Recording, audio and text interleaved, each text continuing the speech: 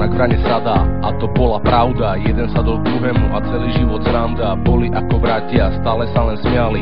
Keď boli spolu, starosti nemali a zlo nepoznali. Svet videli rúžovo a taký ho aj brali. Stále hlavy v kope mali, medzi sebou oni si všetko povedali.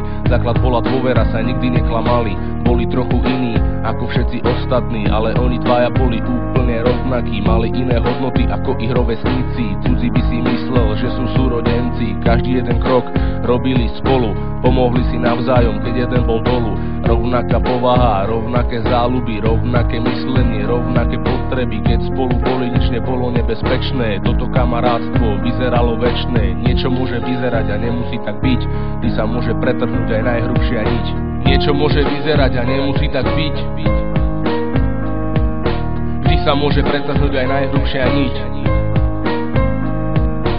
Iba človek sám tomu môže zabrániť. Brácho, musíš preto všetko urobiť.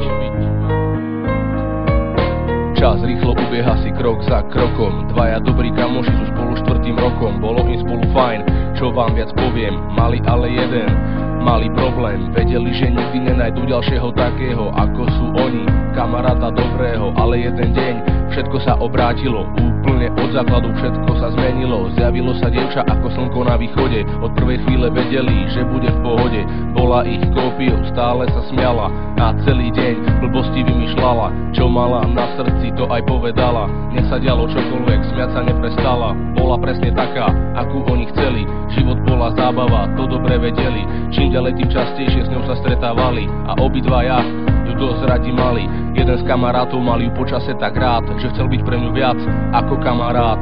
Zdala sa byť super a navyše kráska. Ako kvet rozkvitla v jeho srdci láska. S láskou ale prichádzali nečakané muky. Teraz mal na výber dve rozdielne ruky. Tak sa na to vykašľal na nejaký čas, ale láska v srdci naliehala zas a zas.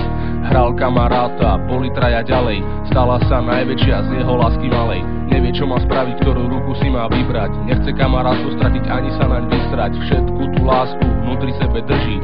Otázne je dokedy to ešte vydrží. Prešiel nejaký čas, už rozhodnutý je, že si pred svojou láskou srdce vyleje. Tak sa aj stalo, on dlho neváhal a pred dievčaťom sa vyrozprával. Lásku jej vyznal a s tým nerátal, že je to vzájomné, to fakt nečakal. Ľúbim ťa, láska, to bolo